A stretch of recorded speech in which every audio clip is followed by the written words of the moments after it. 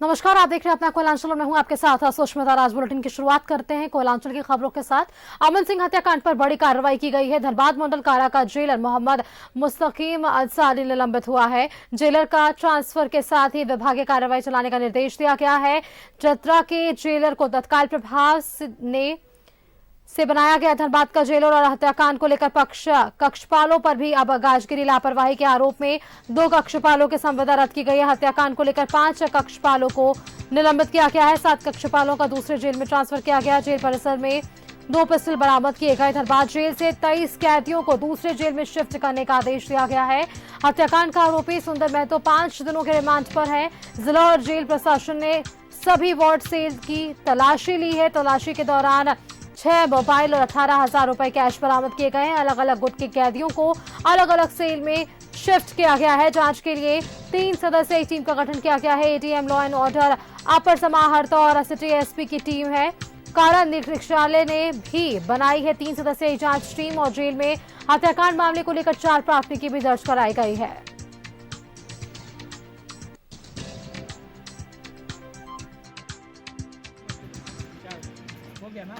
सभी बिंदुओं पर जांच की गई है। जो एक्शनेबल पॉइंट हैं, सबसे पहला तो ये है कि जो हमारी लापरवाही दिखी है जेल मैनुअल्स के आलोक में जो नियमों का पालन किया जाना चाहिए था, उसमें लापरवाही कर्मियों को चिन्हित किया गया है। उनके खिलाफ कार्रवाई की गई है। जेलर को निलंबित हम लोगों ने किया है। उनकी जगह पे अन्य जेलर को हम लोगों ने पदस्थापित किया है। जो घटनास्थल था उसको प्रॉपर हम लोगों ने सैनिटाइज किया है, बैरिकेड करते हुए वार्ड को चेक कर रही है। एक अलग से डेडिकेटेड टीम है जो सीसीटीवी कैमरे की निगरानी कर रही है, हर एक फुटेज की जांच कर रही है। जो हथियार प्रयुक्त हुए थे वो काफ़ी सघन प्रयास के बाद, सघन छापेमारी के बाद बरामद कर दिए गए हैं। कुल हम लोगों ने 4 एफआईआर दर्ज किए हैं। के बाद और भी तथ्य स्पष्ट हो जाएंगे। उसके बाद जो भी इसमें दोषी पदाधिकारी होंगे, कर्मी होंगे, उनके खिलाफ कड़ी से कड़ी कार्रवाई की सभी बिंदुओं पर। और धनबाद जेल में गैंगस्टर अमन सिंह की हत्या को लेकर जेल प्रशासन सवालों के घेरे में है। वहीं लापरवाही के आरोप में जेलर को निलंबित कर दिया गया। साथ ही विभागीय कार्रवाई के आदेश दिए गए, जबकि हत्या के आरोपी को पुलिस ने 5 दिनों के रिमांड पर लिया है। वहीं पूरे मामले पर हाईकोर्ट ने मंगलवार को जेल आईजी को वर्चुअल पेश होने का आदेश दिया। अमन सिंह की हत्या से सवालों के घेरे में जेल प्रशासन। हाईकोर्ट ने जेल आईजी को पेश होने का दिया आदेश। धनबाद जेल में गैंगस्टर अमन सिंह की हत्या से सवालों के घेरे में जेल प्रशासन घिरा हुआ है। जेल एआईजी हामिद अख्तर ने धनबाद मंडल कारा में जांच की। इस दौरान एसएसपी समेत पुलिस के कई बड़े अधिकारी भी साथ रहे, लेकिन अब तक जिस पिस्टल से अमन सिंह को गोली मारी गई थी वो बरामद नहीं हो सका है। वहीं पूरे मामले को लेकर कारापाल ने सदर थाने में एफआईआर दर्ज कराई है, लेकिन अमन सिंह के परिजनों ने हत्याकांड की सीबीआई से जांच कराने की मांग की है। हत्या तो आशीष रंजन और रिंकू सिंह करवाए हैं, जो कि रिंकू सिंह जो है इलाहाबाद के रहने वाले हैं, हार्डकोर क्रिमिनल अपराधी हैं।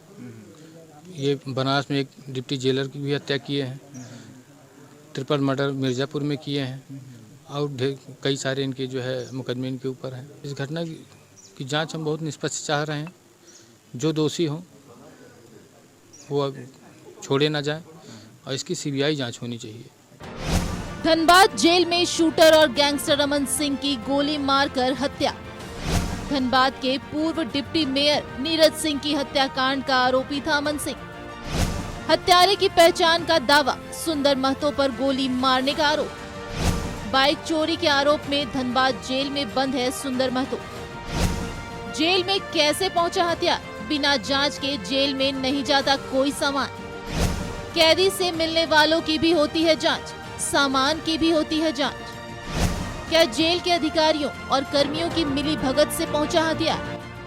झारखंड हाई कोर्ट ने लिया स्वतः संज्ञान।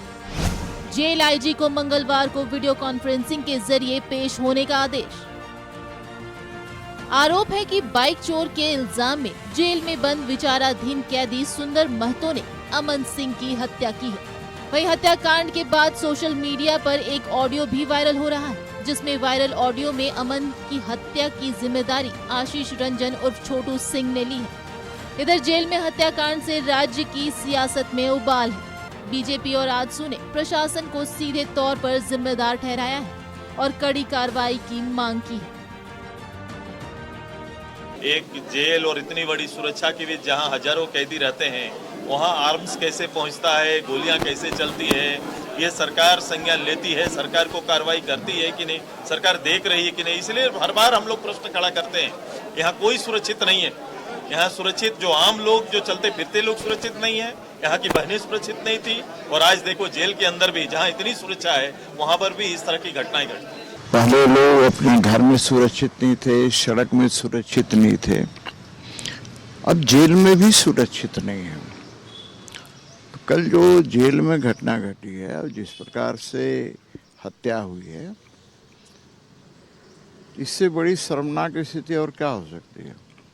सवाल है कि जेल के अंदर हथियार कैसे गया। इसका मतलब यह है कि जेल के अधिकारी, चाहे वो अधीक्षक हों, चाहे जेलर हों, चाहे वार्डन हों, कोई भी कर्मचारी और अधिकारी है, सब मिले हुए रहते हैं। हाईकोर्ट ने संज्ञान लिया है, जरूर सरकार से सवाल जवाब हुए हैं, सरकार जवाब देगी, लेकिन प्रथम दृष्टया जो चीज़ें सामने आ रही है उसमें कहीं न कहीं चूक हुई है, और जो इसके लिए जिम्मेवार पदाधिकारी हैं कि आखिर जेल के अंदर में कैसे हथियार पहुंच जाते हैं। न सिर्फ विपक्ष बल्कि सत्ता पक्ष भी जेल में हुई इस हत्या को गंभीर मान रहा है और जिम्मेदारी तय करने की मांग कर रहा है। चिंता का विषय है ही, और ऐसा नहीं कि ये पहली बार हुआ। जेल के अंदर रांची में भी हत्याएं हुई और भी कई जगह हुए। तो हमको लगता है कि जिम्मेवारी तय होनी चाहिए लोगों की, कि जो इन चीज़ों पे लापरवाही बरतते हैं और ऐसी जगह में घटनाएं होती हैं। तो हमको लगता है कि जो कंसर्न पदाधिकारी हैं, जो चीज़ों को देख रेख करते हैं, उनको और भी ज़्यादा सतर्क होकर काम करना चाहिए। शासन को जो भी इस पर दोषी है, उन लोग को जांच करते हुए ऐसे लोगों पर कड़ी से कड़ी कार्रवाई करनी चाहिए। सूत्रों की माने तो धनबाद जेल में हुए इस खूनी खेल का अवैध कोयला कनेक्शन भी सामने आ रहा है। वहीं जेल के बड़ा जमादार जितेंद्र सिंह, छोटा जमादार रंजीत और रात्रि जमादार भी जांच के दायरे में हैं। बताया जा रहा है कि घटना के वक्त छोटा जमादार रंजीत की ड्यूटी थी।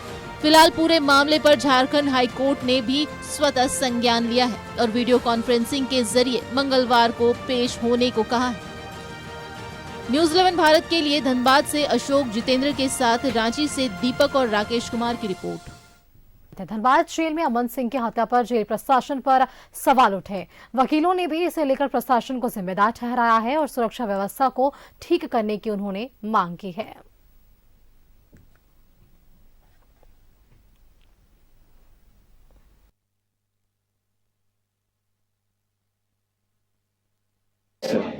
नहीं, इससे पूर्व में भी हुआ है, चाहे उत्तर प्रदेश हो, चाहे एक और आज अखबार में पढ़ रहे थे कि झारखंड में एक और पूर्व में हो चुका है और कोर्ट में भी हुआ है। यहाँ पर इस पर तो आपका पिक्चर ही बना हुआ है, तो चूक है कुछ। ये अनुसंधान का विषय है कि कैसे चूक हुआ, कहाँ चूक हुआ, दोषी कौन है। तो इसके लिए जो है तो जिला प्रशासन तत्पर है और वो उस पर जांच कर रही है।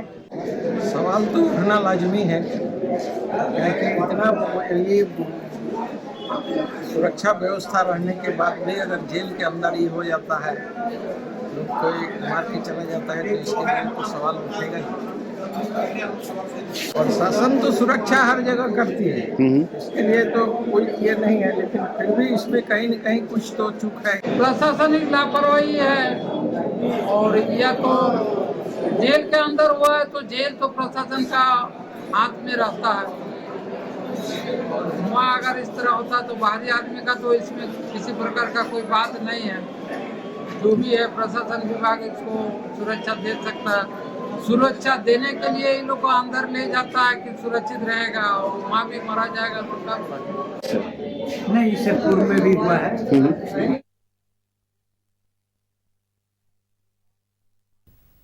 और धनबाद जेल में अमन सिंह की हत्या को लेकर विपक्ष ने सरकार पर निशाना साधा। बिरंजी नारायण ने इसे प्रशासन की विफलता करार किया है। उन्होंने कहा कि राज्य की हालात ऐसी हो गई है कि लोग अब जेल में भी सुरक्षित नहीं हैं।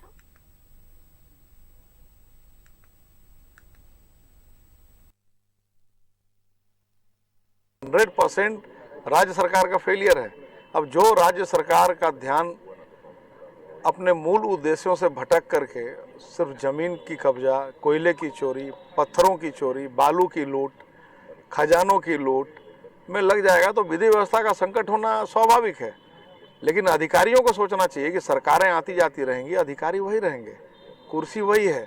इसलिए कहीं ऐसा ना हो कि सरकार बदल जाए 24 में तो अधिकारी भी नपने लग जाए। रिवॉल्वर गया कैसे, आग्नेयास्त्र गया कैसे जेल के अंदर, किसने पहुंचाया, ये तो स्वाभाविक रूप से जांच का विषय है। और इसमें आप किसी मामूली सिपाही को सस्पेंड करके आप अपनी पीठ नहीं थपथपा सकते। 100% राज्य सरकार का फेलियर है। अब जो राज्य सरकार और बोकारो पुलिस ने लूट मामले में एक आरोपी को 6 वर्षों के बाद साहिबगंज से गिरफ्तार करने में सफलता पाई। साल 2017 में सिटी थाना क्षेत्र में एसबीआई के लॉकर को काटकर गहनों की चोरी हुई थी और मामले में कई आरोपियों को गिरफ्तार किया जा चुका है, लेकिन हसन चिकना फरार हो गया था। पुलिस ने 6 वर्षों के बाद उसे धर दबोचा है। मेडिकल और न्यायालय में पेशी के बाद जेल भेज दिया गया।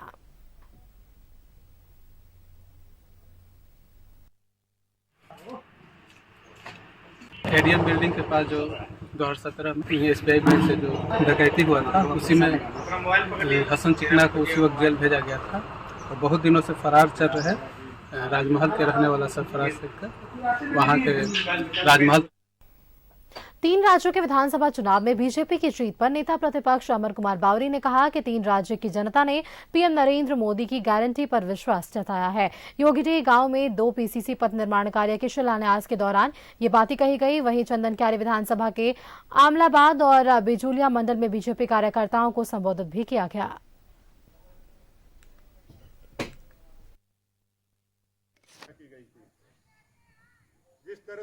सामाजिक न्याय अधिकारिता मंत्रालय और यहाँ के कल्याण मंत्रालय की ओर से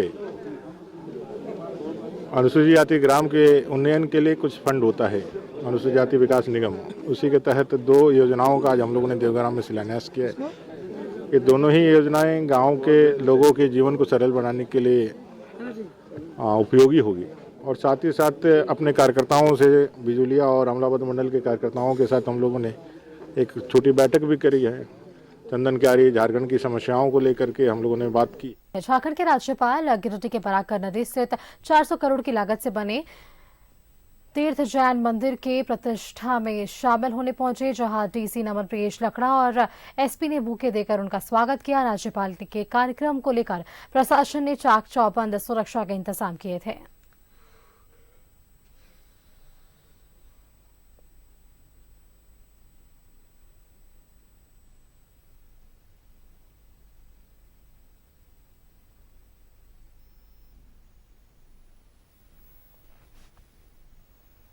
और बोकारो हवाई अड्डा 28 फरवरी तक उड़ान सेवा के लिए पूरी तरह से तैयार हो जाएगा। आपको बताएं कि उड़ान सेवा शुरू करने के लिए एयरपोर्ट अथॉरिटी के जरिए उपलब्ध कराई गई आधुनिक अग्निशमक की गाड़ी भी बोकारो पहुंच चुकी है। इसके साथ अग्निशमन कर्मी और पुलिस पदाधिकारियों की ट्रेनिंग भी शुरू कर दी गई है। बोकारो हवाई अड्डा पहुंचे विधायक बिरंजी नारायण ने बताया है कि उड़ान सेवा शुरू करने में जो भी विघ्न बाधा थी वह अब पूरी तरह से दूर हो चुकी है।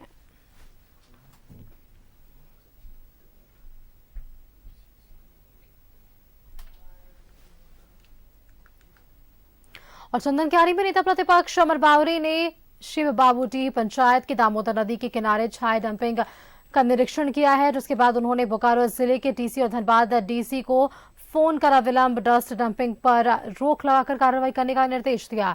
आपको बताएंगे धनबाद के भौरा बीसीसीएल कोलेरी के आउटसोर्सिंग कंपनी की ओर से दामोदर नदी के किनारे छाए डंपिंग की जा रही है, जिसके कारण शिव बाबूदी पंचायत समिति के साथ दूसरे पंचायत के दर्जनों गांव के लोग प्रदूषण से परेशान हैं। यहां बीमारी फैल रही है और मवेशियां मर रहे हैं।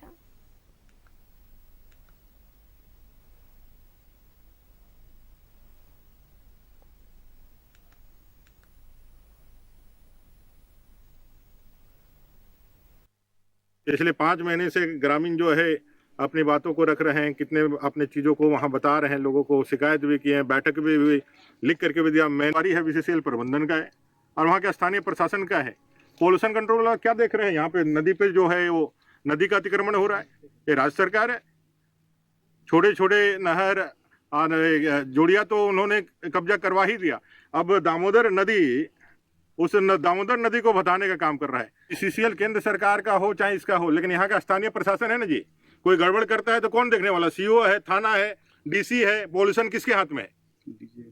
राज्य सरकार के हाथ में है ना। चंदनकारी के नागरिकों की जो परेशानी है उसको दूर करने का विषय है और उसके लिए हम लोग आगे बढ़ के करेंगे। इसको रोकना ही होगा, नहीं तो फिर सारे उसे पदाधिकारियों जो बोकारो के माहौरी के पास ओल्ड जीटी रोड में कार और बुलेट के बीच टक्कर हो गई। इसमें बुलेट सवार 2 लोग गंभीर रूप से जख्मी हो गए। पुलिस ने दोनों घायलों को बगोदर सीएचसी पहुंचाया। प्राथमिक उपचार के बाद दोनों को बेहतर इलाज के लिए रेफर कर दिया गया।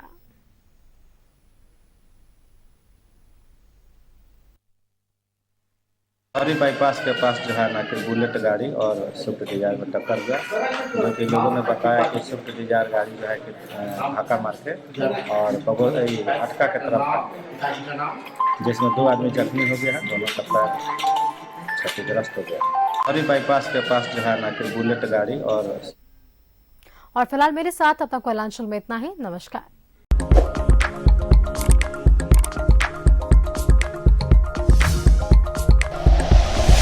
Like and share videos, subscribe करें हमारा चैनल और प्रेस करें बेल आइकॉन। न्यूज़ 11 भारत, सच है तो दिखेगा।